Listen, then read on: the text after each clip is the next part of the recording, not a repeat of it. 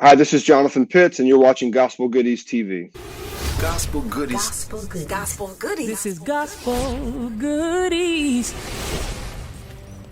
What up, Goody Gang? I'm Aaliyah Faust, and this is Gospel Goodies Radio on Philly's favorite 100.7 FM. Today, we welcome best-selling author, speaker, father, widower, and executive pastor of the Church of the City in Franklin, Tennessee, Mr. Jonathan Pitts. How are you, sir?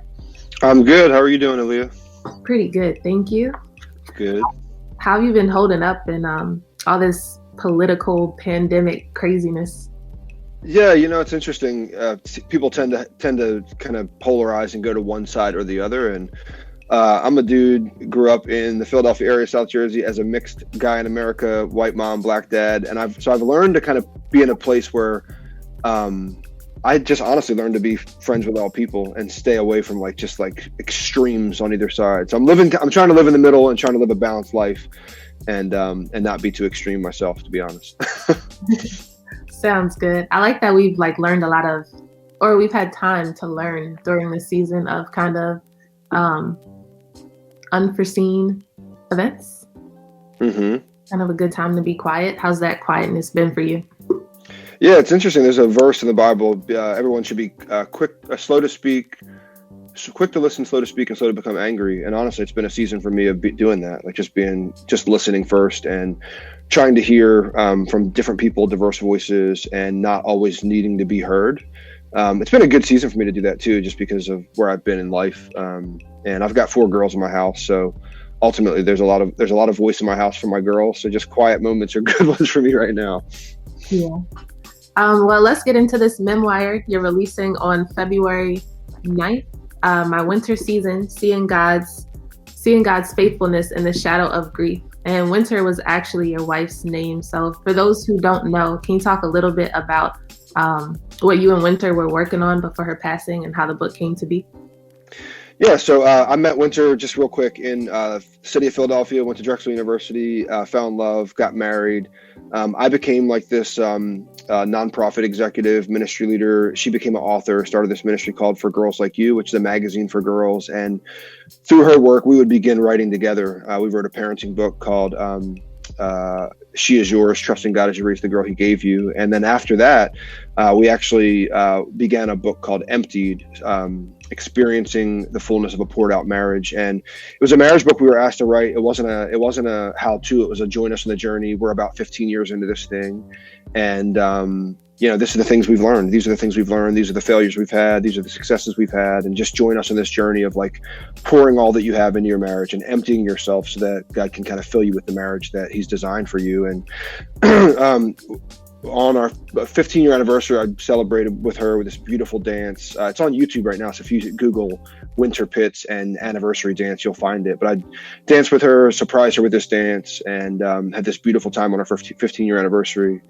And then 27 days later, she tragically and suddenly passed away.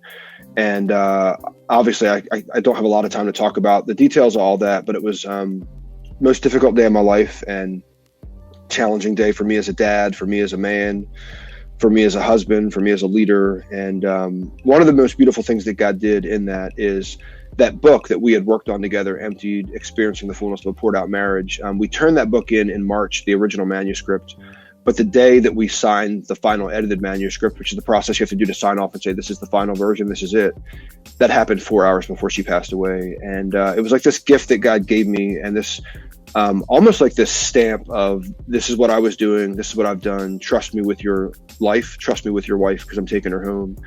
And now I have this marriage book with the woman who wrote it with me and then who tragically died 27 days after we were married for 15 years. I wish I would have had her for 30 or 40 or 50 years. And in the book, we talk about longevity, and God had a different story. And so she's home with Him now, and I trust her with Him. It's been a 2.5-year season of, grief and all the things that come with that. But that's one of the most beautiful things, that God gave me a lot of reminders of the fact that He's in control, regardless of what happens. And so, yeah, that was one. Wow, that is really touching. And I can relate a little bit. So the book touches on grief, and I feel like there's so much to unpack there, because the way I can relate is through, I lost my dad suddenly in 2019. Oh, I'm sorry to hear that. Yeah, thank you. And when that happened, it was kind of just like my faith went completely out the window. Like, not completely, but I was just like, God, what is life even? And then sometimes Wow. I'm comforted by faith, but then a lot of times it wasn't enough. And in the end, it was enough. But when you lose somebody you're so close to, it's definitely life altering, especially when it's somebody you're glued to the hip with. And for me, it was like I had to relearn what I already knew God said. So I want to know, what was it like for you in that moment, and how did you hold on to your strength and faith in that moment of tragedy? Yeah, it's interesting because my experience is different than my girl's experience. I've got a 16-year-old daughter. You look pretty young. She's not much younger than you, but I've got these four daughters that have experienced grief very differently than I have. I think for me, there's a verse, Philippians 4:8 says, whatever is true, right, honorable, pure, lovely, admirable, excellent, praiseworthy. If there's anything excellent or praiseworthy, think about these things. And so I've tried to do what many would call the discipline of celebration, like choosing to celebrate. That same chapter, Paul says, rejoice in the Lord always. And then he goes on to say, think about all these things that are right, true, honorable, pure, lovely. And so I've tried to just have a perspective of what's true. Okay, what's true is if Wynter's not here, that means she's with the Lord and I can trust her with him. What's true? I got 15 years of beautiful marriage. I could have had 20 or 30 or 40 maybe, but at least I got 15. What's honorable? I was married to an honorable woman and she honored me, and I can honor her even beyond her life. Like, there are all these things I did perspective wise to shift my focus from simply my loss and the challenges that were going to come. And there were many, and there still are many. But I think I've just tried to really orient my heart to have a perspective of gratitude and seeing real truth and not just what might seem real in the moment, because there is a reality, there is a truth that I believe that I'll see her again and that she's better than she's ever been. And if this happened, then God allowed it for some reason that I can't predict, but I can trust that he's good, So that was my perspective. It's been different for my girls. I'll be honest with you. My oldest daughter has wrestled through, she actually did a podcast with me and talked about some of the fears she's dealt with and anger she's dealt with. And I mean, it's been a very different experience for her. And I think we all have our own experience. And the beauty is, I think what happens is when you come through, you realize there's a verse that says that we comfort those with the same comfort we've received. And I've been a recipient of amazing comfort.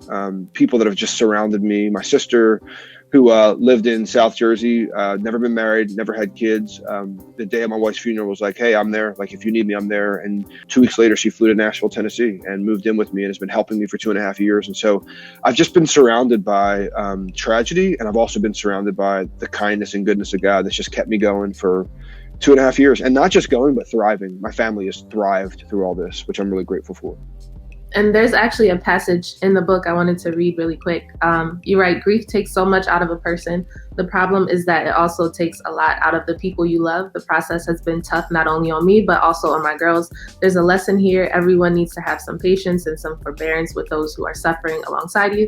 And you need to keep aware of the impact of your emotional ups and downs, especially upon the younger children in your life. And you kind of just alluded to it too. It's kind of like, especially because of your four girls, you didn't really have a choice but to be strong. But I wanted to know, like, what do you suggest people, because I know you have your weak moments too, but like, what do you suggest people do when you can't do anything but to be strong? Because it's like, you don't want to bury the feelings, but it's really hard to ignore them too. And it does take a lot of toll on the people around you. Yeah, I mean, I think the best thing you can do is have an outlet for your grief. And so I would say counseling is massively important. I know for many of us, counseling is something like, I'm not doing that. That's weak. I'm not going there. But I've been in counseling from the very beginning, and it's the best thing I could do. Those that are grieving need to be heard. They need to be seen. They need to be understood. And the only way to do that is if you have trusted voices in your life. So whether you pay for a counselor or whether you have a trusted friend in your life, like my sister is she has a master's degree in counseling. She's not licensed, but she's been an amazing support for me just to go to. Like, when I've messed things up with my girls or said the wrong thing, I've been able to go to her. If I'm just sad, I've gone to her. I've also paid for professional counseling. So I would say that get counseling if you can afford it. There's sliding scale counselors all over the place that want to help people. So get counseling. I would say have some trusted people in your life. I would say if you don't have a church home, find one, because ultimately I've been surrounded by people. I'm a pastor, so that's made it a little bit easier to find a church home. But I would say just find people that will love on you just because that's what they've been called to do, is love. And in your time of need, they will meet your need and they'll be there for you. So surround yourself with people that love God and love you. And ultimately, that's going to be the difference maker. And I just think with my girls, like I had to learn. I learned the hard way. At some points, I had like a pretty codependent relationship with my girls where they were happy, I was happy, they were sad, I was sad. And that got really difficult. So I had to learn how to just be a leader that could pull himself up by his bootstraps. The straps I had left, just pull myself up and just parent well. I mean, there are those people in your life that you are called to lead, and you have to lead them well. That doesn't mean you don't be vulnerable. You be vulnerable. Doesn't mean you don't be transparent. You be transparent, but you still need to lead and have some level of strength that they can lean on, and others will have strength that you can lean on. That's why you need people that you can lean on so that others can lean on you as well. While we are talking about family, I saw that Dr. Tony Evans wrote your foreword, and I read actually Wynter's uncle. So that was kind of cool to see because he's written plenty of books himself as well. So what was the significance, or what significance did his contribution to the book have on you? Yeah, it's really funny because I never knew who Tony Evans was until I married Wynter. I met him after I married Wynter. Her dad and Dr. Evans are brothers. I would spend the next 14 years of my life after marrying Wynter working with Dr. Evans very directly. I ran his national ministry, The Urban Alternative, which is a radio broadcast kind of ministry, national, global, radio and television. And so it was a privilege in my life to work for him and work with an amazing theologian, amazing pastor, teacher, author. When I left his ministry 2 weeks before Wynter died and moved from Dallas, where he's at, to Nashville. And that was a difficult step in life to do. But he actually lost his wife a year and a half after Wynter died. And one of the greatest gifts that God has given me is the ability to walk alongside and share a journey with a man that's been a spiritual dad to me and a spiritual mentor to me, and to be able to comfort him with the same comfort I've received has been one of the greatest joys of my life. So the fact that he could write my foreword, he wrote that from a place of connection, not just as family and not just as former employee, but as another widowed man that's walking through this journey himself. So his wife's been gone now a little over a year, and we've just been walking the same path. And it's been the joy of my life and my honor of my life to be able to do that with him. And in some ways be a support to a man that I never thought I could do anything for or have any level of, I thought he'd always be the one pouring into me, not the opposite. I know this book is obviously one way you're keeping Wynter's memory alive, but I know you have the organization too. Can you talk a little bit more about that and what other ways you're keeping Wynter's memory alive? Yeah, so 2 ways. When she passed away, she had built this magazine called For Girls Like You magazine, which is an unapologetically Christian content magazine. It equips girls, trains girls, entertains girls, and delights girls with all kinds of different activities and thoughts and fashion and all these things. But she started it, and when she died, I said to myself, I'm not going to let her ministry die. I'm not going to let her magazine die. I'm not going to let her legacy die. And so I basically, within a few months, had turned the magazine into a nonprofit, and we went from distributing 1,200 magazines an issue, which comes out every 2 months, to now we have over 5,000 subscribers that subscribe to the magazine all over the nation, all over the world. And her ministry has grown. It's been one of the great joys in my grieving, has been to honor her through continuing to grow a ministry that she built. Wynter was a creator. She wasn't a builder. Like, she had no interest in marketing and all those things. She was a creator. So she created, and I've had the privilege to help grow it and build it. So that would be one. Obviously, our girls would be another piece of pouring into her legacy and her memory, just fathering them well and training them and just trying to be there for them. And then the third piece would be this book. This book is really, my Wynter season. It's a reflection on a life of love with Wynter, Danielle, formerly Evans, lastly Pitts. And it shares about what I learned from her, who she was. It honors her in so many different ways. And it just shares stories about what God did for me through her, and then also beyond her and in her passing. And so that releasing this book is a great joy and honor. And I feel like it just keeps her name, her ministry, her legacy alive as well. Awesome. And I know you have a ton of notable pages and gems here, but what's one takeaway you want people to get from reading My Wynter Season?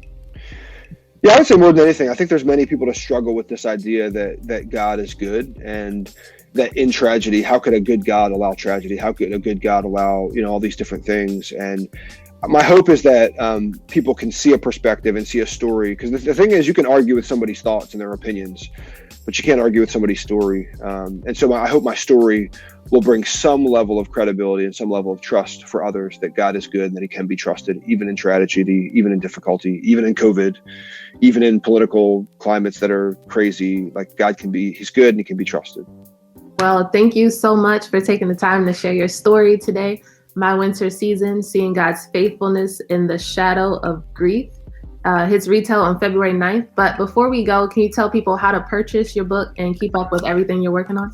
Yeah, they can find the book anywhere books are sold. Amazon's an easy spot to get it, but really anywhere books are sold, you should be able to find the book. You can keep up with me at PittsJR26. That's PITTSJR26 on Instagram, and all Wynter stuff is at For Girls Like You, her ministry that I continue on. So yeah, thank you. It was a privilege just to be with you.